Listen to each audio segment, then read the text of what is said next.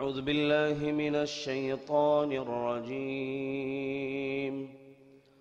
بسم الله الرحمن الرحيم.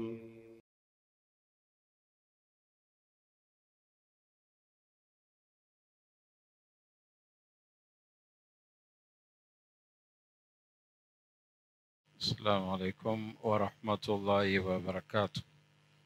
الحمد لله والصلاة والسلام على رسول الله وعلى آله وصحبه أجمعين، أما بعد، فأعوذ بالله من الشيطان الرجيم. بسم الله الرحمن الرحيم.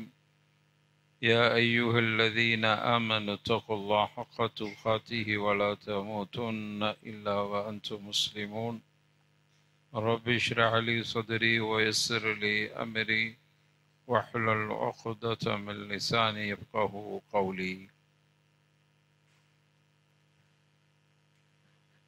அன்பான சகோதரர்களே, பெரியவர்களே,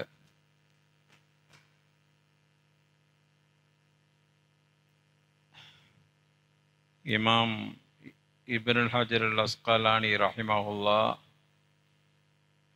அவர்களுடைய கிரந்தமாகிய புலூகுல் மராம் என்கிற இந்த கிரந்தத்திலிருந்து கடந்த வாரத்தில் ஒரு 2 ஹதீஸுகளை பார்த்தோம். அதனுடைய தொடராக இன்று கடந்த வாரத்தில் பார்த்த சில முக்கியமான விஷயங்கள். கடல் தண்ணீரில் ஒது செய்யலாம். ஒது செய்வதற்கான தண்ணீர், தூய்மைக்கு பயன்படுத்தக்கூடிய தண்ணீர் தாகிரா மட்டும் இருந்தால் போதாது. தாகிர் அது தனக்குத்தானே சுத்தம், ஆனால் தஹூராவும் இருக்க வேண்டும். தானும் சுத்தம், பிறரை சுத்தப்படுத்துகிற தகுதி உள்ள ஒரு தண்ணீர். எனவே தான் மட்டும் சுத்தமாக இருக்கிற இளநீர், பதநீர், பன்னீர் போன்றவைகள் தான் மட்டும் சுத்தம், அதை கொண்டு நாம் சுத்தப்படுத்திக் கொள்வதற்கு பயன்படுத்த முடியாது. அதே சமயம் தஹூர் என்கிற தானும் சுத்தம், பிறரையும் சுத்தப்படுத்துகிற தண்ணீர் என்று பார்க்கிற பொழுது கடல் நீர், அதே போன்று கிணற்று நீர், ஆற்று நீர், இது மாதிரியான நீர்கள் தானும் சுத்தம், பிறரையும் சுத்தப்படுத்தும். ஜம்சம் நீரை கூட தூய்மைக்கு பயன்படுத்தி கொள்ளலாம் என்பதை நாம் இதெல்லாம் கடந்த பாடத்தில் பார்த்தது. இன்று நம்ம பார்க்க போகிற தகவல் கடந்த பாடத்தில் நாம் லேசா சொல்லிட்டு போன ஹதீஸிலிருந்து பார்ப்போம். அந்த ஹதீஸில் என்ன பார்த்தோன்னு சொன்னால், 2வது ஹதீஸில் அபூ சயீத் அல் குத்ரி ரலியல்லாஹு அன்ஹு قال قال رسول الله صلى الله عليه وسلم إن الماء طهور لا ينجسه شيء. இதுதான் அந்த ஹதீஸ். இது அபூ சயீத் அல் குத்ரி ரலியல்லாஹு அன்ஹு அறிவிக்கிறாங்க. ஏற்கனவே அபூ சயீத் அல் குத்ரி யார் என்று நம்ம பார்த்துட்டோம். இதுல என்ன சொல்றாங்கன்னா, தண்ணீர் அது தூய்மையானது, அசுத்தம் அடையாது அப்படிங்கிற ஒரு ஹதீஸ் துணுக்கை கொடுத்திருக்கிறாங்க. இதனுடைய தொடர் விரிவாக பதிவு செய்யப்பட்டிருக்கிறது. ரசூலுல்லாஹ்ட்ட ஒரு கேள்வி கேட்கப்படுகிறது. கிணற்றில் வீசப்பட்ட பெண்களுடைய ஹைதுடைய காலத்தில் பயன்படுத்திய அந்த துணிகள், செத்துப்போன நாயினுடைய இறைச்சி, துருவாழை, இது மாதிரியான தண்ணீரை நாங்கள் பயன்படுத்தலாமா? அப்படி வீசப்பட்ட கிணற்றின் தண்ணியை பயன்பட, இதுதான் கேள்வி. ரசூலுல்லாஹ் ஸல்லல்லாஹு அலைஹி வஸல்லம் தண்ணீர் தூய்மை, அது ஒரு காலமும் அசுத்தம் அடையாது என்று சொல்லியிருக்கிறாங்க. இப்போ இதனுடைய விளக்கத்தை தான் நம்ம பார்க்க போகிறோம். பொதுவாக இந்த சட்டத்தில் நாம் பார்க்க வேண்டிய விஷயங்கள், ஒரு பொது சட்டத்தை விளங்கிக் கொள்வோம். தண்ணீர், தூய்மையான பொருள் தண்ணீரில் விழுந்தால், வித்தியாசம் இருக்குது. தூய்மையான பொருள் தண்ணீரில் விழுந்தால் அது திடவ பொருளாகவும் இருக்கலாம் அல்லது திரவ பொருளாகவும் இருக்கலாம். அதாவது தண்ணீர் மாதிரியான பொருளாகவும் இருக்கலாம் அல்லது கட்டியான பொருளாகவும் இருக்கலாம். தூய்மையான பொருள் தண்ணீரில் விழுந்துச்சுன்னா அது குறைவான தண்ணீராக இருந்தாலும் சரி, குள்ளத்தைன் அல்லது நிரப்பமான குள்ளத்தைன் உள்ள தண்ணீராக இருந்தாலும் சரி. குள்ளத்தைனா நம்ம என்னங்கிறது பின்னாடி விளக்க போகிறோம். எந்த தண்ணீராக இருந்தாலும் அந்த தண்ணீர், அதனுடைய சட்டம் என்ன? தூய்மையான பொருள் தண்ணியான வஸ்தோ அல்லது கட்டியான வஸ்தோ, ஆனால் தூய்மையாக இருக்கணும். தண்ணீரில் விழுந்தா அது தண்ணீர் குறைவாக இருந்தாலும் சரி, ஒரு பாத்திரத்தில் இருக்கு, ஒதுச்சியை வச்சிருக்கிறோம், விழுந்துருச்சு. இப்போ இதனுடைய சட்டம் என்ன? ஒன்று மனசில் வச்சுக்கிறீங்க. இரண்டாவது, அசுத்தமான ஒன்று. அசுத்தமான ஒன்று அது தண்ணீரில் விழுந்தால் அதனுடைய சட்டம் என்ன? அசுத்தமான ஒன்று. மேலே சொன்னது தூய்மையான ஒன்று. அசுத்தமான ஒன்று தண்ணீரில் விழுந்தா அந்த தண்ணீர் குள்ளத்தைனியா இருக்குதா, குள்ளத்தைனி இல்லையா? குள்ளத்தைனியா இருந்தால் என்ன சட்டம்? குள்ளத்தைனி இல்லாட்டா என்ன சட்டம்? குள்ளத்தைனியா இருந்தாலும் அதில் என்னென்ன சட்டங்கள் இருக்கிறது? இதை முதல்ல புரிஞ்சுக்கிட்டா இதுக்கு விடையை நம்ம பார்த்துருவோம். திரும்ப சொல்கிறேன், தூய்மையான வஸ்து அது தண்ணி மாதிரி இருந்தாலும் சரி, கட்டியாக இருந்தாலும் சரி, குறைவான தண்ணீரிலையோ நிரப்பமான தண்ணீரிலையோ விழுந்தா என்ன சட்டம்? நஜஸான பொருள் அது குள்ளத்தைனி தண்ணீரில் விழுந்தா என்ன சட்டம்? குள்ளத்தைனி அல்லாத தண்ணீரில் விழுந்தா என்ன சட்டம்? குள்ளத்தைனிலும் 2 வகையான சட்டங்கள். இப்போ இதைத்தான் பார்க்க போகிறோம். முதல் விஷயம், தூய்மையான பொருள். முதல்ல தானே சொன்னோம், தூய்மையான ஒரு விஷயம் தண்ணீரில் விழுந்துச்சுன்னா அது ஒரு காலமும் அசுத்தம் அடையாது. கொஞ்சம் தண்ணி இருக்குது, தூய்மையான பொருளாக இருக்கணும். எதை மாதிரி? இலை. ஏற்கனவே சொன்னோம்ல, இலை விழுந்துருச்சு. இலையெல்லாம் அது திடவ பொருள், கட்டியான பொருள், அப்படி தானே? தண்ணி மாதிரி பொருள்னா ஷாம்பு விழுந்துருச்சு. ஷாம்பு தலைக்கு போடுற தண்ணி மாதிரி தானே இலகி போயிருக்கும். இலகின மாதிரி வேணா பொருள் விழுந்துருச்சு. இப்போ இது தூய்மை தானே? ஷாம்பு தூய்மை தானே? தூய்மையாகவே தானே தலையெல்லாம் தேய்க்கிறோம். சரி, இப்போ தூய்மையான பொருள் தண்ணீரில் விழுந்துச்சுன்னா அந்த தண்ணீரை வச்சு உதவி செய்யலாமா? நல்ல உறுதியா சொல்லுங்க, செய்யலாமா?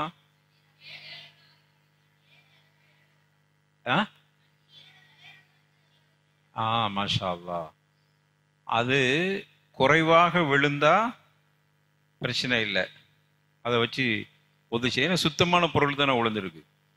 பார்க்கும்போது தண்ணீரின் பெயரை இழக்காம இருக்கணும். அது ஒருவர் பார்த்துட்டு என்ன செய்யறாரு, என்ன இது தண்ணியில ஷாம்பு கலந்துச்சோ அப்படிங்கிறார், உதவி செஞ்சுக்கலாம். என்ன இது ஷாம்பு இப்படி இருக்குது? இல்லை இல்லை, தண்ணி கலந்துருக்கு. ஷாம்பில் தண்ணி கலந்தா ஒரு சட்டம், தண்ணீரில் ஷாம்பு கலந்தா ஒரு. புரிஞ்சிச்சா? ரெண்டுக்கு வித்தியாசம் புரிஞ்சிச்சா? அதை பார்க்கும்போது மாற்றம் ஏற்படவில்லை. எல்லாம் நிறைய உளுந்து ஒரு மாதிரியான மாற்றம் ஏற்பட்டிருக்கிறது. அது தண்ணீர் என்கிற பெயரையே இழந்து விட்டது.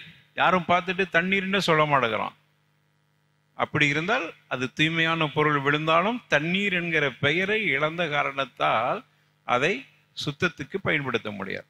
தண்ணீர் என்கிற பெயரை இழக்காத காலமெல்லாம் அதில் தூய்மையான பொருள் என்ன கலந்தாலும் பரவாயில்லை, தூய்மையா இருக்கணும். ஷரத், நிபந்தனை தூய்மையா இருக்கும். புரிஞ்சிச்சா? இது ஒன்று. இப்ப ரெண்டாவது மஸ்அலா என்ன? ரெண்டாவது சட்டம் என்னன்னா, அசுத்தமான பொருள் நஜஸ் தண்ணீர்ல விழுந்துருச்சுன்னா 3 வகையான சட்டம் இருக்குது. எப்படி அசுத்தமான பொருள் தண்ணீர்ல விழுந்துச்சுன்னா 3 வகையான சட்டம். முதல் சட்டம், குறைவா தண்ணீர் இருந்துச்சுன்னா நஜஸ் உளுந்த உடனே அந்த தண்ணீர் பயன்படுத்தவே முடியாது. குறைவா இருந்துச்சுன்னா. குறைவு கூடுதல் குள்ளத்தைன். குள்ளத்தைன் என்னன்னு பின்னாடி சொல்ல போறோம். புரிகிறதா? நஜஸான பொருள் குறைவான தண்ணீரில் விழுந்துருச்சுன்னா நீங்க அதுல மாற்றம் ஏற்பட்டுச்சா, தண்ணீர் பெயர் இருக்குதா பெயர் இல்லையா அதெல்லாம் பார்க்கவே கூடாது. ஏன்? விழுந்தது என்னதுன்னு பார்க்குறோம். நஜஸ், தண்ணீர் பயன்படுத்தக்கூடாது. 1. சரி, குள்ளத்தைன் அதிகமான தண்ணீர் இருக்கிறதுல நஜஸ் உளுந்துட்டா ஒரு கோணத்தில் தூய்மை, இன்னொரு கோணத்தில் அசுத்தம். தூய்மை நஜஸ் அதாயிரும். எந்த கோணத்தில் எல்லாம்? அந்த நஜஸ் உளுந்து அதிகமான தண்ணீரில் விழுந்து 3 அம்சங்களில் ஒரு அம்சமும் அது பெறவில்லை என்றால் அது தூய்மை. 3 அம்சங்களில் ஏதாகிலும் ஒன்று அந்த தண்ணீரில் நடந்துவிட்டால் குள்ளத்தைனியாக இருந்தாலும் அந்த தண்ணீர் அசுத்தமானது. புரிஞ்சுச்சா? அப்ப தூய்மையான தண்ணீருக்கு 2 சட்டம். நஜஸ் விழுந்தா, தூய்மை விழுந்தா 2 சட்டம். நஜஸ் விழுந்தா குறைவான தண்ணீருக்கு கண்ணை மூடிட்டு நஜஸ்ன்னு சொல்லிட வேண்டியது. கூடுதலா தண்ணீரா இருந்தா அதில் 3 விஷயங்கள். 1, சுவை. தண்ணீர் பார்த்தா சுவையில மாற்றம் தெரியுது. அதே போல மோந்து பார்க்கும்போது ஒரு மாதிரியான வாடை தெரியுது, அல்லது நிறத்தில் மாற்றம் ஏற்படுது. நஜஸ் உளுந்ததுனால அப்படின்னு இருந்துச்சுன்னா இதில் ஏதாகிலும் ஒன்று நடந்திருந்தா கூடுதலான தண்ணீராக இருந்து நஜஸ் விழுந்து 3 அம்சங்களில் ஓர் அம்சம் அதில் இருக்குமானால் அந்த தண்ணீர் குள்ளத்தைனியாக இருந்தாலும் பயன்படுத்தக்கூடாது. அந்த தண்ணீரில் குள்ளத்தைனியாக இருந்து நஜஸ் விழுந்துருச்சுன்னா 3இல் எந்த ஒரு நிகழ்வும் நடக்க இல்லைன்னா நஜஸை தூக்கி போட்டுட்டு அந்த தண்ணீரை பயன்படுத்தலாம். புரிகிறதா? சட்டம் புரிஞ்சிச்சா? இதைத்தான் ரசூலுல்லாஹி இந்த ஹதீஸின் மூலமாக சட்டம் எடுக்கிறாங்க. இந்த ஹதீஸ் நமக்கு இன்னல்மா தஹூர் ரசூலுல்லாஹ் சொல்றாங்க. தண்ணீர் தூய்மை, அது நஜஸ் ஆகாது சொன்ன இந்த ஒரு வார்த்தைக்குள்ள உலமாக்கள் இவ்வளவு சட்டம் எடுக்கிறான். தூய்மையான தண்ணீர் அதுல 2 வகை. நஜஸான குள்ளத்தைனியான தண்ணீர், அதுல நஜஸான பொருள் உளுந்தா அதுல என்ன சட்டம் என்ற இந்த சட்டங்கள் இந்த செய்தியில பார்க்கப்படுகிறது. சரி, அப்போ நம்ம கவனத்தில் வைத்து கொள்ள வேண்டும். குள்ளத்தைனியான தண்ணீர்ல நஜஸ் உளுந்துருச்சுன்னா அந்த வாடையோ அல்லது சுவையோ நிறமோ அதில் இல்லை என்று சொன்னால் நஜஸை தூக்கி வீசிட்டு ஒரு பெரிய பெரிய ஹவுது குள்ளத்தைன், அதுல ஒரு ஆடு செத்து கிடக்குது. தண்ணி நஜஸா நஜஸ் இல்லையா? குள்ளத்தைன், ஹவுது குள்ளத்தைன், ஆடு செத்து கிடக்கு. நஜஸா நஜஸ் இல்லையா? நீங்க என்ன செய்யணும்னா பார்க்கணும். குள்ளத்தைன் முதல்ல பார்த்தோம், குள்ளத்தைன். இப்பதான் சட்டத்தை பார்க்குறீங்க. அப்போ இதுல ஏதாவது மாற்றம் ஏற்பட்டிருக்கா? 3 அம்சங்கள் ஏதாவது இல்லைண்டா ஆட்டை தூக்கி வெளியே வீசிட்டு அந்த தண்ணீரை பயன்படுத்தலாம். ஏனென்றால் அதுல சுவை மாறையில, நிறம் மாறையில, வாடை வரையில அந்த தண்ணீர் தூய்மையானது. கொஞ்சம் ஒரு வாளியில பிடிச்சி வச்சிருக்கிறீங்க, அதுல ஒரு எலி உளுந்துருச்சு, செத்து கிடக்குது. இப்போ அந்த தண்ணீர் நல்ல பளிச்சுன்னு இருக்குது, எந்த மாற்றமும் ஏற்படையில. ஏன்? கொஞ்சம் தண்ணி விழுந்தது. என்னது? நஜஸ். நஜஸ் நஜஸ்னா அசுத்தம். அசுத்தம் விழுந்துருச்சு. எலியா அசுத்தம், அது விழுந்துருச்சு, விழுந்து செத்து போயிடுச்சு. சரி, தூய்மையான பொருள் விழுந்துச்சுன்னா கொஞ்சம் தண்ணியில தூய்மையான பொருள் விழுந்துடும். ஒரு 4 பிஸ்கட்டை தூக்கி தண்ணியில போட்டு ஒதுச்சேத்துக்கு வச்சிருக்கிறீங்க. இப்போ நல்ல பிஸ்கட்டை கலக்கிற மாதிரி இருக்கு அந்த தண்ணி. பார்த்தா என்ன பிஸ்கட் தண்ணியா அப்படின்னு கேட்குற மாதிரி. இப்போ உதவி செய்யலாமா? ஏன் அது தண்ணிங்கிற பேரை இழந்து பிஸ்கட் தண்ணின்னு ஆயிடுச்சு. புது தண்ணி பேர் வந்துருச்சு இல்லையே. அப்போ இது தாகிர், ஆனால் என்னது இல்லை, தனது பெயரை இழந்த காரணத்தால் அது தகூர் இல்லை. இவ்வளவுதான் சட்டம். இந்த ஹதீஸின் மூலமாக அந்த சட்டம் எடுக்கப்படுகிறது. இந்த மாற்றம் அப்படிங்கிறதுக்கு என்ன ஹதீஸ்? 3 சொன்ன பார்த்தீங்களா? அதனுடைய சுவையோ அல்லது அதனுடைய நிறமோ அல்லது அதனுடைய வாடையோ அப்படின்னு சொன்ன பார்த்தீங்களா?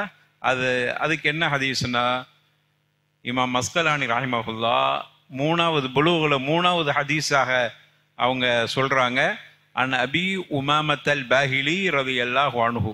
இவங்க இந்த சஹாபியை பத்தி நம்ம போன வாரம் சொல்லிட்டோம். இப்போ அதனால ஹதீஸுக்கு மட்டும் அர்த்தம் சொல்லுவோம். கால ரசூலுல்லாஹி ஸல்லல்லாஹு அலைஹி வஸல்லம் இன்னல் மாஅ லா யுனஜ்ஜிஸு ஷைஉன். தண்ணீர் தூய்மை நஜஸ் ஆகாது, இல்லா தவிர மகாப அலா ரீஹிஹி வ தஅமிஹி வ லௌனிஹி. ரசூலுல்லாஹ் சொல்றாங்க, அதுல வாடையோ அதனுடைய நிறமோ சுவையோ அது மிகைப்படாமல் இருக்கும் காலமெல்லாம் அந்த தண்ணீர் அசுத்தம் அடையாது அப்படின்ட்டாங்க.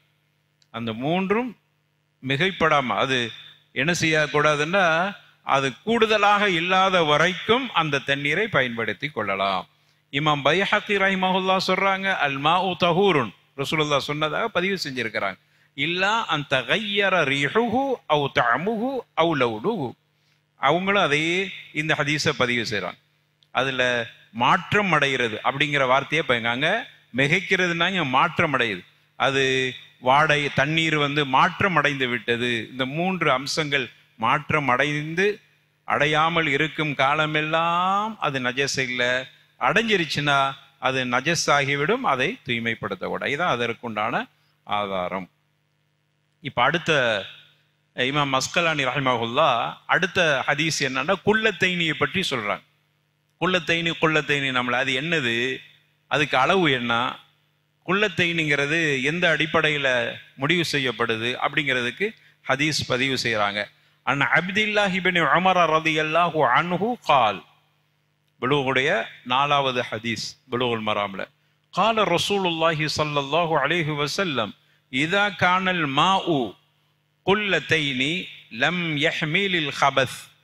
குல்லத்தைனி இருக்கக்கூடிய தண்ணீரில் அதில் எந்த காலமும் அந்த தண்ணீர் நஜஸ் அடையாது, அதாவது அசுத்தமாகாது என்று ரசூலுல்லாஹி ஸல்லல்லாஹு அலைஹி வஸல்லம் அவர்கள் குறிப்பிட்டார். குல்லத்தைனி அப்படிங்கிறதுக்கு உலமாக்கள் கணக்கு சொல்றாங்க. குல்லத்தைனின்னா எவ்வளவு அளவு தெரியுமா? குல்லத் அப்படிங்கிற அரபி வார்த்தைக்கு என்ன அர்த்தம்னு சொன்னா, வட்டின்னு அர்த்தம். வட்டி ஷட்டி அப்படின்னு கூட சொல்லலாம். வட்டி நம்ம வட்டின்னு சொல்லுவோம்ல, அதுக்கு தான் குல்லத். குழல். அதுக்கு அரபியில பன்மை குழல் அல்லது கிலால் என்று சொல்லுவாங்க. கிலால் என்று சொன்னா வட்டி, பெரிய வட்டி. சரி, அது வேற. கிதர்னா சட்டி, இது வட்டி. அவங்க சொல்ற கிதர்ன்னு சொல்லுவாங்க அரபியில. இனா அல்லது கிதர். இது கிலால் என்று சொன்னால் அது குல்லத்தைனுக்கு என்ன அளவு அப்படின்னு சொன்னா, கிட்டத்தட்ட 160 லிட்டரும் ஒரு அரை லிட்டரும் 160 ஒரு அரை லிட்டரும் உள்ள அளவுக்குண்டான தண்ணீர் குல்லத்தைனுக்கு. அந்த காலத்து உலமாக்கள் அதனுடைய அளவை நமக்கு கணக்கிட்டு சொல்றாங்க. 160 லிட்டர் ஒரு அரை லிட்டர். இப்போ நம்ம ஊர்களெல்லாம் கெட்டப்படுகிற ஹவுது இருக்குத, அது குல்லத்தைனி. ஏன்னா நம்ம ஷாஃபி மதுஹபுடைய அடிப்படையில் உண்டான பள்ளிவாசல்கள். ஷாஃபி மதுஹபு குல்லத்தைனிங்கிற இந்த ஹதீஸை கவனத்தில் வச்சு தான் ஹவுதுகள் கட்டப்படுது. குல்லத்தைனியை தாண்டி இருக்கும். குல்லத்தைனியெல்லாம் தாண்டிய ஹவுதுனுடைய அளவு. அப்போ அந்த அடிப்படையில் தான் ஹவுதுகள் கட்டப்படுது. ஹவுதில் கையை விட்டுலாம் ஒதுச்சிடுறோம்ல, அதில் நஜஸ் விழுந்தாலும் அசுத்தம் அடையாது. அதில் மேலே சொன்ன 3 அம்சங்கள் இருந்தால் மட்டும்தான் அந்த தண்ணீர் நஜஸா போகும். அது வரைக்கும் அது தூய்மையாக இருக்கும். காரணம் என்ன காரணம்னா, 160 லிட்டரு, ஒரு அரை லிட்டர், அதை தாண்டி அளவுக்குண்டான தொட்டி தான் நம்மெல்லாம் கெட்டி வச்சிருக்கிற ஹவுது. இந்த ஹதீஸின் அடிப்படையில் தான் அது கொள்ளத்தேயினை என்று முடிவு செய்யப்படுகிறது. இது அபூதாவுதிலும் இந்த ஹதீஸ் பதிவு செய்யப்படுகிறது. இதற்கானல் மாவு ரசூலுல்லாஹ் சொன்னாங்க, இதற்கானல் மாவு குள்ளத்தைனி, தண்ணீர் குள்ளத்தைனி உள்ளதாக இருந்தால் 160 லிட்டரும் ஒரு 50 லிட்டரும் அரை லிட்டருமான தண்ணீராக இருந்தால் அது ஒரு காலமும் அசுத்தம் அடையாது அப்படின்னு ரசூலுல்லாஹி ஸல்லல்லாஹு அலைஹி வஸல்லம் சொல்லியிருக்கிறார். அப்போ குள்ளத்தைன்னா இப்போ தெரிஞ்சு போச்சு நமக்கு. குள்ளத்தைனி என்கிற இந்த அளவுக்கு கீழே இருந்துச்சுன்னு வைங்க. இப்போ நான் இன்னொரு மசாலா கேட்குறேன், நம்ம படித்ததுலேருந்து ஒரு மசாலா கேட்குறேன். ஒரு தண்ணீர் அதில் நஜஸ் விழுந்துருச்சு, நஜஸ் அசுத்தமான ஒன்று விழுந்துருச்சு, குள்ளத்தைனிக்கு குறைவாக இருக்குது. இப்போ என்ன செய்யறது? பார்த்தா நிறம் மாற்றம் இல்லை, எதுலேயுமே எந்த மாற்றமும் நடைபெறல. இப்போ அது தூய்மையா? ஏன்? குள்ளத்தைனிக்கு குறைவாக இருந்துச்சு, அவ்வளோதான். அதில் மாற்றம் வந்திருக்கா, மாற்றம் வரையிலையா, வாடை இருக்குதா, அதெல்லாம் பார்க்குது. தண்ணீர் குள்ளத்தைனியா குள்ளத்தைனி இல்லையா? குள்ளத்தைனி இல்லையா, அப்போ முடிவுக்கு வந்துடும் விழுந்தது நஜஸு, தண்ணீரும் நஜஸாயிரும், அதை வைத்து பயன்படுத்தக்கூடாது. இதைத்தான் இந்த ஹதீஸ் நமக்கு தெரிவிக்கிறது. சரி, அடுத்த சட்டம்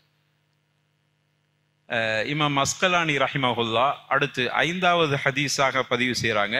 அன் அபீ ஹுரைரா ரலியல்லாஹு அன்ஹு قال قال رسول الله صلى الله عليه وسلم لا يغتسل احدكم في الماء الدائم وهو جنب. இதுல என்ன சொல்றாங்கன்னா, ஒரு மனிதன் உங்களில் யாராகிலும் ஜுனுபாக இருக்கும் நிலையில அவர் ஒரு கெட்டி கிடக்கிற தண்ணீரில் குளிக்கக்கூடாது. கெட்டி கிடக்கிற தண்ணீரில் என்ன செய்யக்கூடாது? ஜுனுபா இருக்கிற நிலையில குளிக்கக்கூடாது. ஜுனுபுனா குளிப்பு கடமையான ஒருவர் கெட்டி கிடக்கிற தண்ணீருக்குள் குளிக்கக்கூடாது.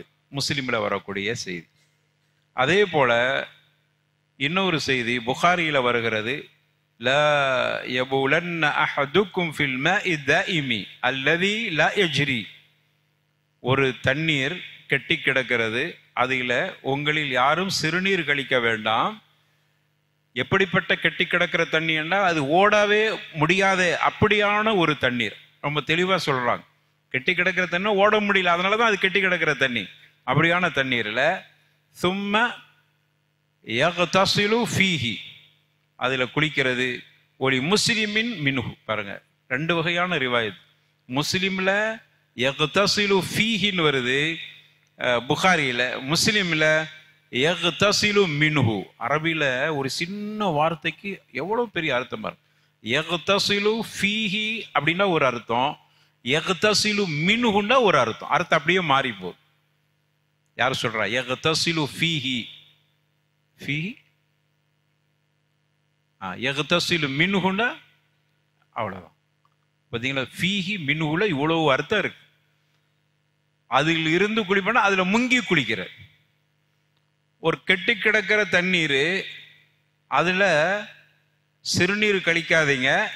கழித்த பிறகு அதில் முங்கி குளிப்பதோ அல்லது யக்தஸிலு மின்ஹு அள்ளி குளிப்பதோ.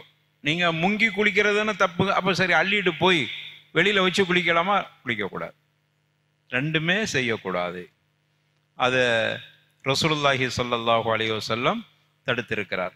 சரி, இதில் நம்ம பார்க்க வேண்டிய சட்டம், கெட்டி கிடக்கிற தண்ணின்னா ஒரு பள்ளத்தில் தண்ணி கிடக்குது, அது ஓடுறதுக்கு வாய்ப்பு இல்லை. இப்படியான தண்ணீராக இருந்தால் அதில் நம்ம சிறுநீர் கழிக்கக்கூடாது. அதாவது ஜுனுபா இருக்கும்போது, குளிப்பு கடமையாக இருக்கும்போது அதில் குளிக்கக்கூடாது, அதில் முங்கி குளிக்கக்கூடாது. தண்ணியை அதுலேருந்து தனியாக எடுத்து குளித்தா பரவாயில்லை.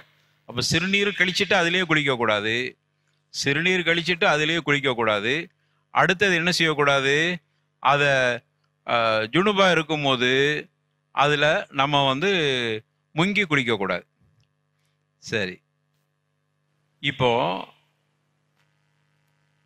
இதில் நம்ம என்ன சட்டத்தை பார்க்கணும்னா, ஒரு தண்ணீர் ஓடிக்கிட்டு இருக்குது, கொஞ்சம் தண்ணி தான் இருக்குது, ஆனா தண்ணி ஓடிக்கிட்டே இருக்கு. அதுல குளிப்பு கடமையானவர் முங்கி குளிக்கலாமா? முங்கி குளிக்கலாம்னா அள்ளியும் குளிக்கலான்னு வந்துடும். முங்கி குளிக்கலாமா? தண்ணி ஓடுது. ரசூலுல்லாஹ் சொன்னது தாயிம்னாங்க. தாயிம்னா கெட்டி கிடக்கிற அர்த்தம். எஜிரி ஜாரி, எஜிரின்னா என்ன அர்த்தம்? ஓடிக்கிட்டு இருக்குன்னு அர்த்தம். ஓடிக்கிட்டு இருந்தா பிரச்சனை இல்லை. சரி, இப்ப ஓடவும் இல்லை, கெட்டி கிடக்குது. ஆனா அது பெரக்கான்னு சொன்னா ஒரு தொட்டி, அந்த தொட்டியில தண்ணி ஊத்திக்கிட்டே இருக்கிறோம். குளிக்க குளிக்க அது போயிட்டு புது தண்ணி விடுது, புதுசா தண்ணி விடுது. நம்ம தோப்புல போய் குளிக்கிறோம்ல, அங்க மேலேருந்து தண்ணி பைப்புல இருந்து உழுந்துகிட்டே இருக்கும். தோப்புக்கு போய்க்கிறீங்களா? மேலே தண்ணி உழுந்துகிட்டே இருக்கும். நம்ம இங்க குளிச்சுட்டே இருக்கிறோம், போகுது. அதுல அது கெட்டி கிடக்கிற மாதிரி தானே. அதுக்கு அரபில பிரக்கான்னா பெரிய தொட்டி அல்லது ஹவுத். ஹவுதுன்னாலும் தொட்டி, அதுக்கு ஹவுதுங்கிறத விட பெரக்கால தண்ணி வச்சிருக்கிறாங்க. இப்போ அது கெட்டி கிடக்கிற தண்ணி தானே, ஓடுறதுக்கு வாய்ப்பு இல்லையே. ஆனால் தண்ணீர் மாற்றப்படுகிறது, புது தண்ணி உழுந்துகிட்டே இருக்கு. அங்கிருந்து பம்பு செட்ல தண்ணி உழுந்துகிட்டே இருக்குது. நீங்க இங்க ஜுனுபா அதுல குளிச்சா தப்பு இல்லை. ஆனா அது ஒரு கால் குள்ளத்தைனுடைய குறைவாக இருந்து அதுல ஜுனுபாக குளிக்கும் போது புது தண்ணி விழாம இருந்துச்சுன்னா அந்த தண்ணீர் அசுத்தமாகிவிடும், குளிக்க முடியாது யாரும். அப்போ தோப்புல நம்ம குளிக்க போகும்போது கொஞ்சம் கவனம் எடுத்துக்கிறோம். இல்லை சும்மா சாதாரண தூய்மைக்கும் குளிர்ச்சிக்கும் தான் அப்படின்னு சொன்னாலும் அப்போ பிரச்சனை இல்லை. இங்க ஜுனுபான இதைத்தான் சொல்றாங்க. அப்போ அவங்க போய் தூய்மை இல்லாத நிலையில மட்டும் இல்லை, அதுல சிறுநீர் கழிச்சிடக்கூடாது. அப்போ சின்ன பிள்ளைகள் குளிக்கிற மாதிரி உள்ள தொட்டிக்குள்ள போய் பெரியவங்க குளிக்க கூடாது. அதனாலதான் சில இடங்கள்ல 2 தொட்டி வச்சிருப்பாங்க சின்ன பிள்ளைக்கு. நீச்சல் தெரியாத பிள்ளைங்கிற மட்டும் இல்லை, இந்த மசாலாவும் சேர்த்து எண்ணி தான் வச்சிருப்பாங்க. சின்ன பிள்ளையில தண்ணிக்குள்ள விட்டா அவர் என்ன செஞ்சிருவார்? சிறுநீர் கழிச்சிருவார், மூத்திரம் மிஞ்சிருவாரா இல்லையா? அப்போ இங்க ரசூலுல்லாஹ் சொல்றாங்க, கெட்டி கிடக்கிறப்ப தொட்டியில போய் தோப்புல போய் குளிக்கும் போது இந்த சட்டத்தை தெரிஞ்சுக்கிட்டு தான் போகணும். அதுல அவர் சிறுநீர் கழிச்சிடக்கூடாது அந்த புள்ள. அப்படி இருந்தா வெளியில போய் எல்லாம் சிறுநீரம் கழிச்சுட்டு வாங்க, கழுவிட்டு வாங்க அப்படின்னு சும்மா சொல்லணும். அல்லது தண்ணீர் உளுந்துகிட்டே இருக்குது அப்படின்னா பிரச்சனை. சும்மா அடைச்சி வச்சுட்டு அதுல இருந்து நம்ம குளிச்சுட்டு அதுலயே சிறுநீர் கழிச்சு அதுலயே குளிக்கிறத ரசூலுல்லாஹ் ஸல்லல்லாஹு அலைஹி வஸல்லம் கண்டிச்சிருக்கிறாங்க. அப்போ இந்த சட்டத்தை நம்ம கவனத்தில் எடுத்துக்கொள்ள வேண்டும். அதே போன்று இப்போ இன்னொரு சட்டம் என்னன்னா, மாஉல் இஸ்திஅமால், முஸ்தஅமலான தண்ணீர் அப்படின்னு ஒரு சட்டம் இருக்குது. பயன்படுத்திய தண்ணீர். அத பயன்படுத்திய தண்ணீருடைய சட்டத்தை பற்றி இப்போ நம்ம இங்க பார்க்க போறோம். பயன்படுத்திய தண்ணீருடைய சட்டம் என்ன? பயன்படுத்திய தண்ணீர்னா, ஒரு மனிதர் குளிப்பு கடமையா இருக்குது, அவரு குளிக்கிறாரு. குளிக்கும் போது குளிச்ச தண்ணி அப்படி உழுது. இப்போ ஒரு வாளியில தண்ணியை பிடிச்சி வச்சு குளிக்கிறார். இவர் யாரு? குளிக்கிறவர் யாரு? குளிப்பு கடமையானவர். குளிச்சுட்டு திரும்ப தண்ணி அள்ளும் போது இந்த முகத்தில் உள்ள தண்ணிலாம் உழுமா இல்லையா? அப்போ பயன்படுத்த தண்ணி, இது பயன்படுத்தப்பட்ட தண்ணீர். இதுக்கு மாவுல் முஸ்தஅமலா, இது பயன்படுத்தப்பட்ட தண்ணீர் அப்படின்னு சொல்லுவாங்க. சரி, இப்போ அதுக்குள்ள விழுது அல்லது ஒது செய்கிறார் குளிப்பு கடமையானவரோ, அல்லது ஒது செய்யும் பொழுது ஒது செய்கிற உறுப்புகளிலிருந்து தெரிக்கிற அல்லது விழுகிற தண்ணீர். இப்போ ஒது செய்யும்போது தண்ணியை நம்ம தண்ணி எடுத்து அப்படியே ஒது செய்கிறோம். அந்த தண்ணி ஒரு பாத்திரத்தில் விழுது. இப்படி விழுந்த இந்த தண்ணீருக்கு என்ன பேருன்னா மாவுல் முஸ்தஅமல். மாவுல் முஸ்தஅமல் என்று சொன்னால் பயன்படுத்திய தண்ணீர். பயன்படுத்திய தண்ணீரை அப்படி இப்போ 5 நேரம் ஒது செய்கிறீங்க, ஒரு பாத்திரத்தில் பிடிச்சி வைக்கிறீங்க. ஒது செஞ்சு இந்த கை கழுவுன தண்ணியெல்லாம் அதில் விழுந்துருக்கு, ஒரு சின்ன பாத்திரத்தில் வச்சிருக்கீங்க. நான் சொல்றது ஹவுது சட்டம் இல்லை, ஹவுதில் பிரச்சனை இல்லை. நீங்கள் சாதாரணமாக ஒரு வாளியில வட்டியில குள்ளத்தண்ணியோட குறைவாக இருக்கிற ஒரு தண்ணீரில நீங்கள் ஒதுச்செஞ்சு அதை ஒதுச்செஞ்ச தண்ணியை வேற ஒரு வட்டியில் பிடிச்சி வச்சிருக்கிறீங்க. அது கொஞ்சம் தண்ணீர் இருக்குது. இப்போ இந்த தண்ணீரை பயன்படுத்தலாமா பயன்படுத்தக்கூடாது? புரிகிறதா? நான் கேட்ட கேள்வி புரியுதா? பயன்படுத்தலாம் பயன்படுத்தக்கூடாது.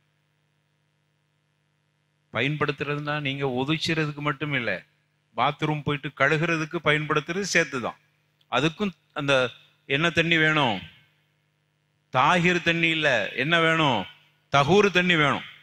நான் பாத்ரூம் போயிட்டு ஒன் பாத் போயிட்டு கழுகுறதுக்கு என்ன தண்ணி வேணும்? என்ன தண்ணி?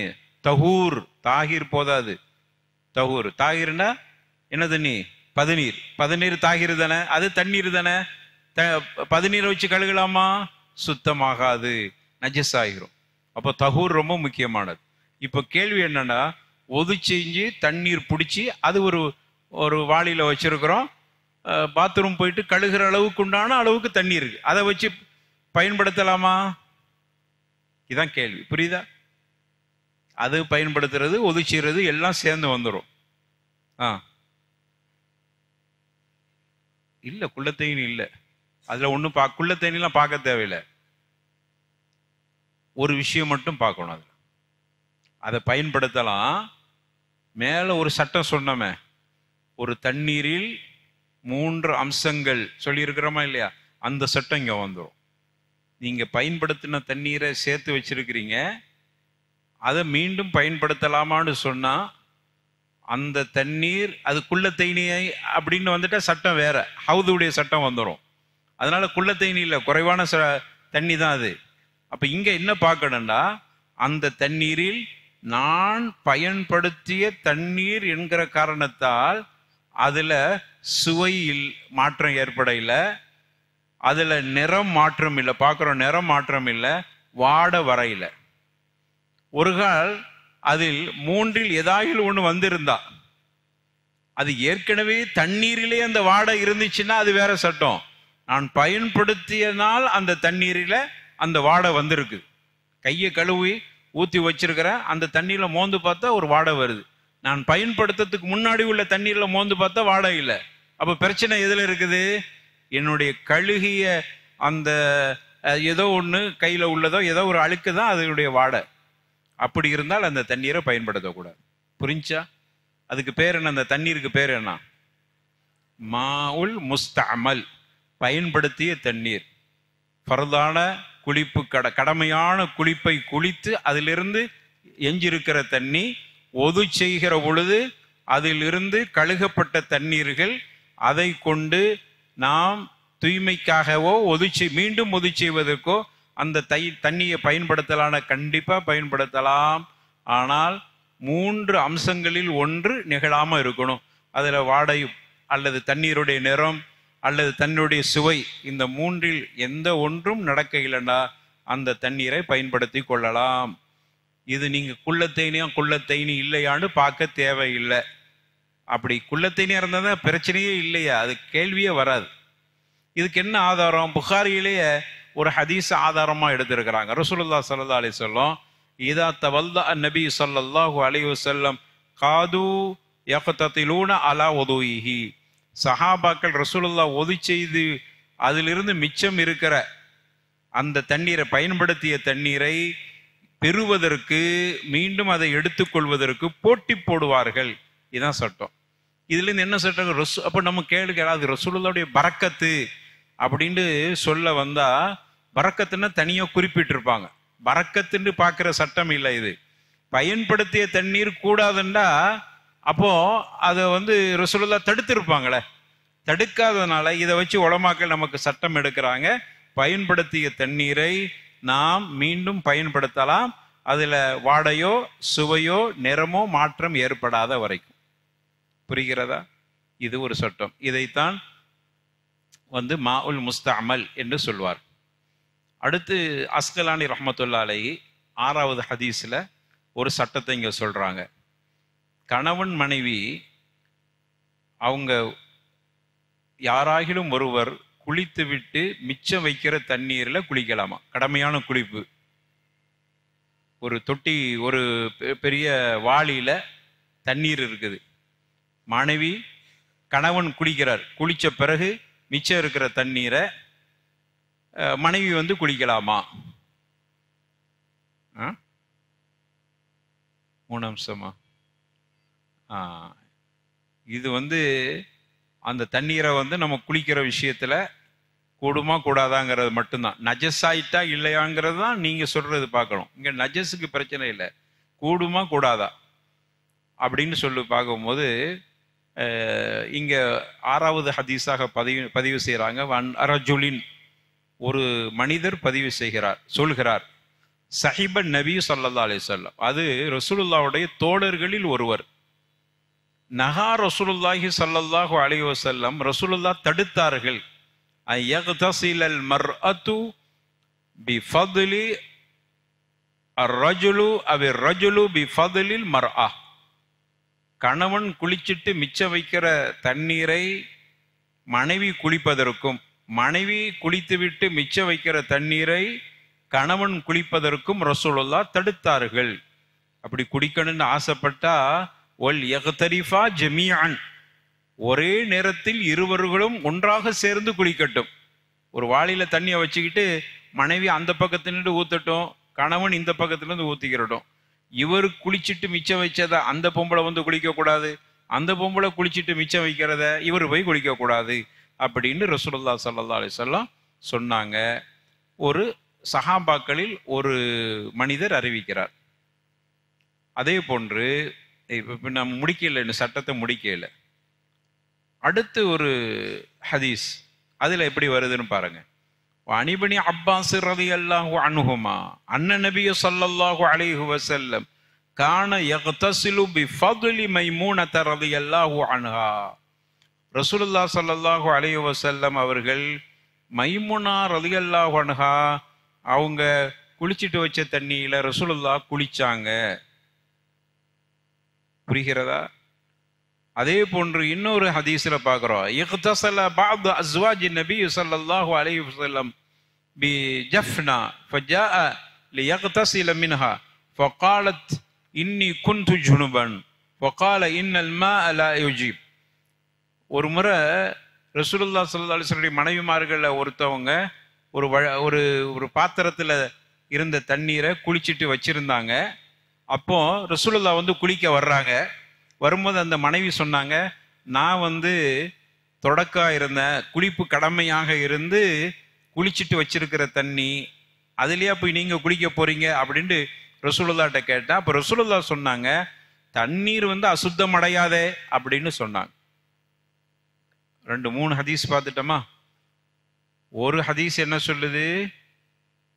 கணவன் குளிச்சுட்டு வச்ச மிச்ச தண்ணியில மனைவி குளிக்க கூடாது, மனைவி குளிச்சுட்டு மிச்சம் வைக்கிற தண்ணியில கணவன் குளிக்க கூடாது. குளிக்கணும்னு ஆசைப்பட்டா சேர்ந்து குளிங்க, தடன்னு வந்துட்டு. அடுத்த ஹதீஸ்ல என்ன வருது? மைமுனா ரலியல்லாஹு அன்ஹா குளிச்சுட்டு வச்ச தண்ணியில ரசூலுல்லாஹ் குளிச்சாங்க. ஹதீஸ்ல மொரணா வருது. அங்க அந்த ஹதீஸுக்கு நேரு மொரணி, இது கூடாதுன்னா இங்க கூடுங்கிறாங்க. அடுத்த ஹதீஸ்ல என்ன வருது? ரசூலுல்லாஹ்வுடைய மனைவிமார்கள் ஒருவரும் ஜுனுபான குளிப்பு, கடமையான குளிப்பை குளிச்சுட்டு மிச்சம் வச்சிருக்கிறாங்க தண்ணி. ரசூலுல்லாஹ் அதுக்கு பிறகு வந்து குளிக்க போறாங்க அந்த தண்ணியில. அப்ப அந்த மனைவி தடுக்கிறாங்க, நான் கடமையான குளிப்பை குளிச்சுட்டு உள்ள மிச்ச தண்ணி இதுலயே குளிக்க போறீங்க. அப்ப ரசூலுல்லாஹ் உடனே என்ன சொன்னாங்க? தண்ணீர் அசுத்தமாகாது, ஜுனுபாகாதுங்கிறாங்க. அது தண்ணி ஜுனுபாகுமா அசுத்தமாகுமா அப்படின்னு கேட்கிறான். முரணா தெரியுதா இல்லையா? ஒரு முரணும் இல்லை. முட்டையா பார்த்தா இந்த ஹதீஸை தர்ஜமாவை மட்டும் அதுக்கு தான் சொல்றது, வெறுமன தர்ஜமாவை மட்டும் பார்த்து படித்து ஹதீஸுகள் எல்லா ஹதீஸையும் புரிய முடியாது, எல்லா சட்டத்தையும் எடுக்க முடியாது. இதுக்கு உலமாக்கள் விளக்கம் கொடுக்குறாங்க. குறிப்பாக இமாம் சாலிஹ் இப்னு உஸைமி ரஹிமஹுல்லா விரிவுரை எழுதியிருக்கிறாங்க. இமாம் சன்ஆனி ரஹிமஹுல்லா விரிவுரை எழுதி, உலமாக்கள் இந்த 2 ஹதீஸும் ஒன்னோடு ஒன்று மோதுது, 2மே சஹீஹான ஹதீஸ், மோதுது அப்படின்னு மோத விட்டு வேடிக்கை பார்க்கல, இதுக்கு என்ன தீர்வுன்னு பார்க்குறாங்க. அதை தான் நம்ம சொல்றோம்.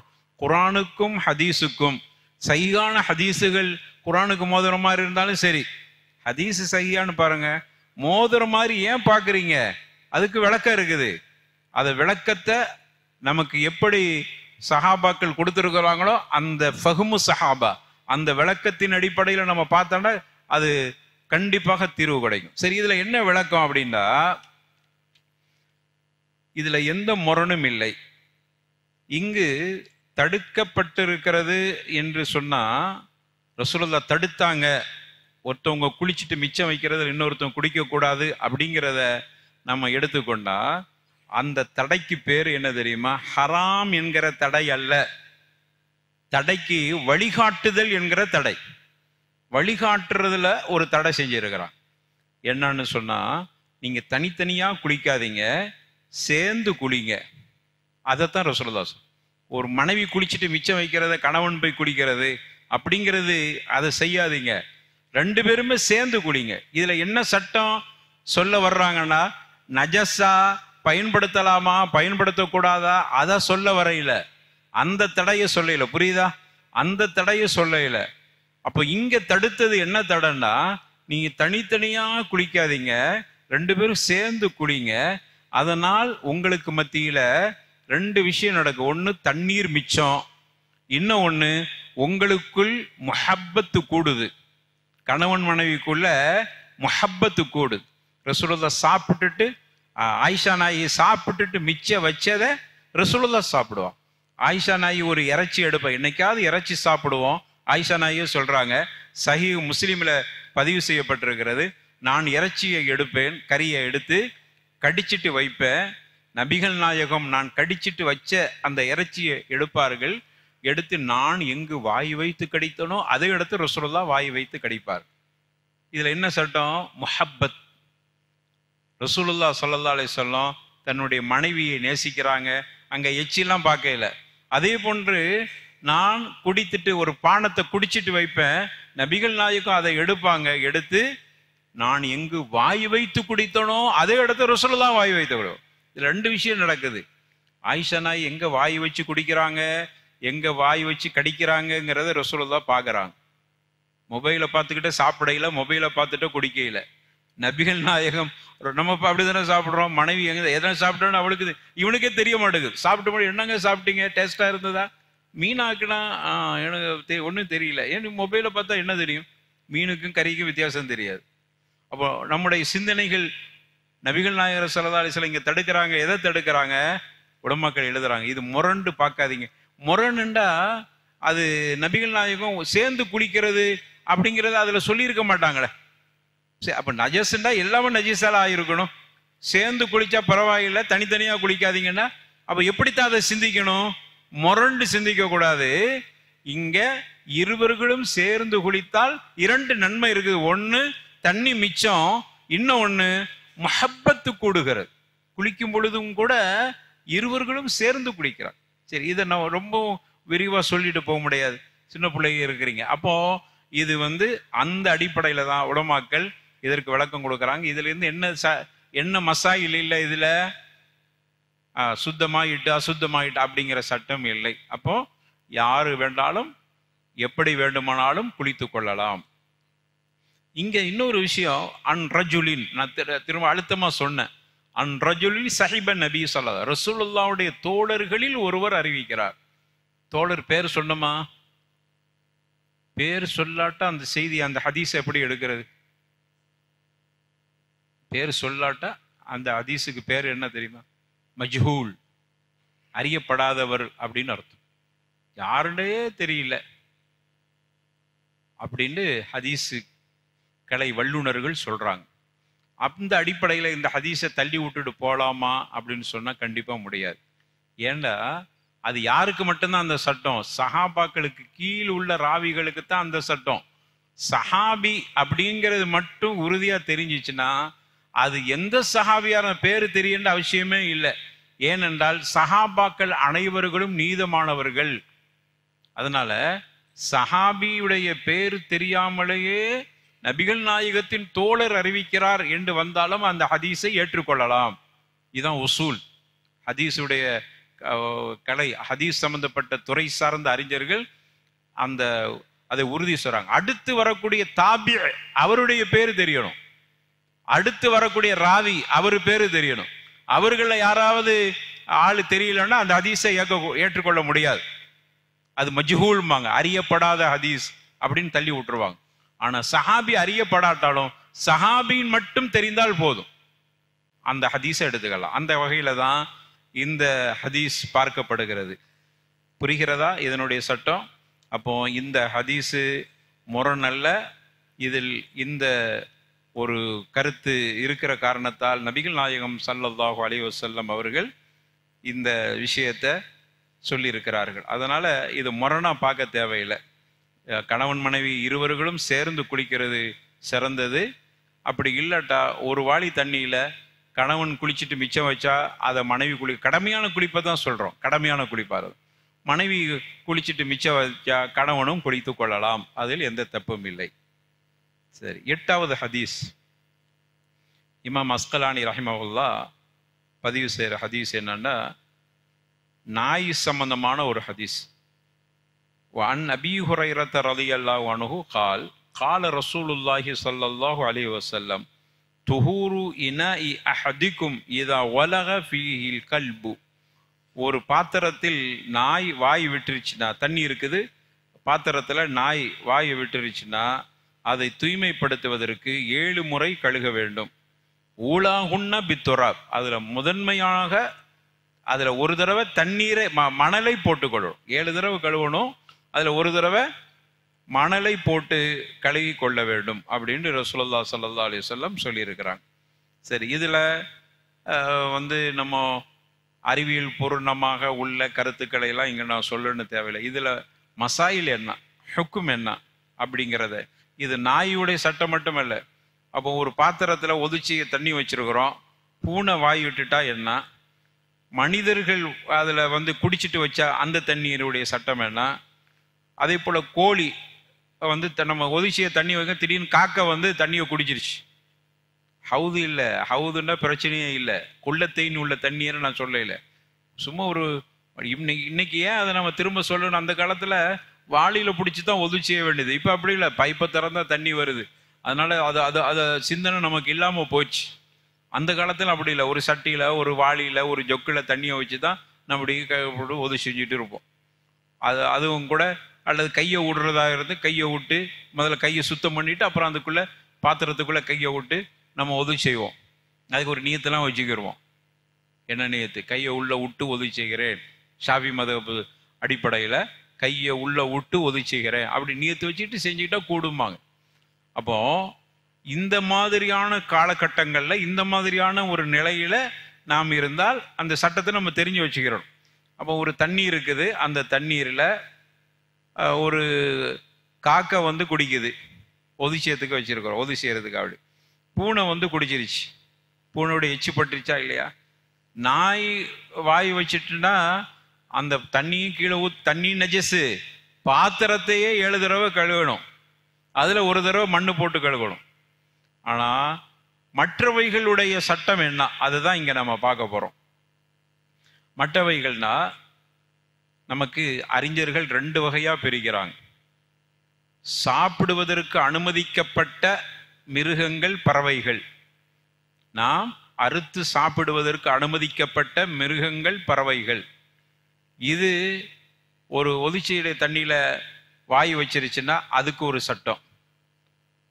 அதே போன்று அறுத்து சாப்பிடுவதற்கு அனுமதிக்கப்படாத பறவைகள், விலங்குகள், அதற்கான ஒரு சட்டம்.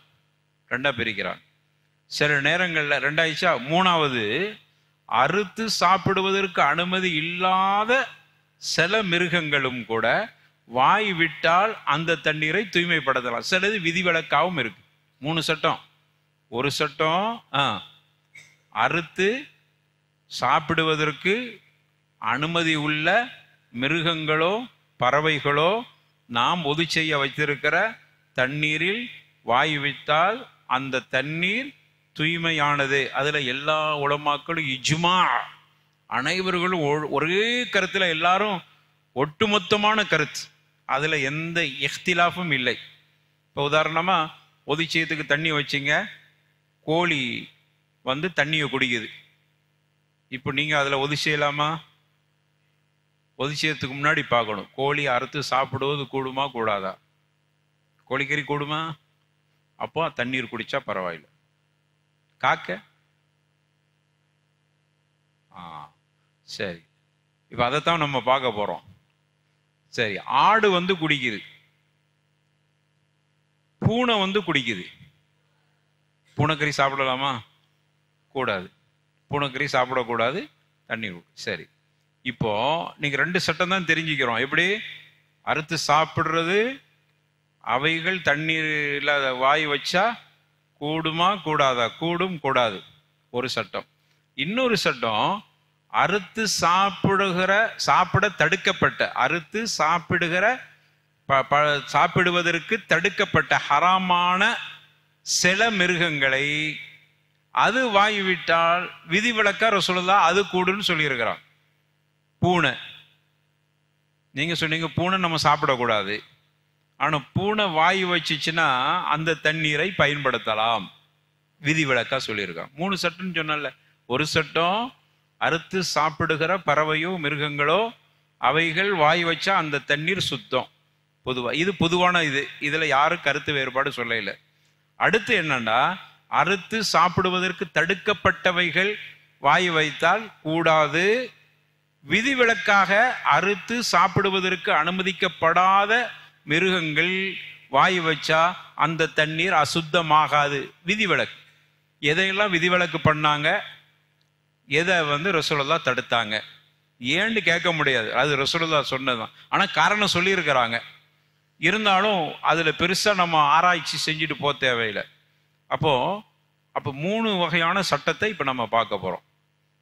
ஒன்று, நாய் விஷயம் முதல்ல சொல்லி முடிச்சாச்சு. நாய் வாய் வச்சுட்டுனா தண்ணீர் நஜசு, அந்த பாத்திரத்தை 7 தடவை, ஒரு தடவை மண்ணு போட்டு கழுகணும், அது சட்டம் முடிஞ்சிருச்சு. இப்போ மனிதர்கள் வாய் வைத்த தண்ணீர், அடுத்து மிருகங்கள் வாய் வைத்த தண்ணீர். இப்போ வந்து ஒரு தண்ணி ஒதிசியத்துக்காண்டி வச்சிருக்கிறோம், அதை எடுத்து ஒருத்தர் குடிச்சிட்டார், அல்லது வாயை வச்சு, சின்ன பிள்ளைன்னு வைங்கள, வாயை வச்சு அப்படியே குடிக்குது, அதில் ஒதிசியலாமா? என் மனுஷங்கறி கூடாதுண்டா? கூடமா கூடாதா? கூடும், கூடாது, டவுட்டா இருக்கு. சரி, ஒரு மனிதன் வாய் வச்ச தண்ணீர் நஜஸ் இல்லை, என்ன ஆதாரம் அப்படின்னா ரசூலுல்லாஹ் ஸல்லல்லாஹு அலைஹி வஸல்லம், ஆயிஷா நாயகி சொல்றாங்க. ஏற்கனவே நான் ஹதீஸை சொன்னேன், மறந்துட்டேன்னு நினைக்கிறேன். நான் வாய் வைத்து குடித்து விட்டு வைத்த பாலையோ தண்ணீரையோ நபிகள் நாயகம் அதே இடத்தில் வாய் வைத்து குடிப்பார்கள்.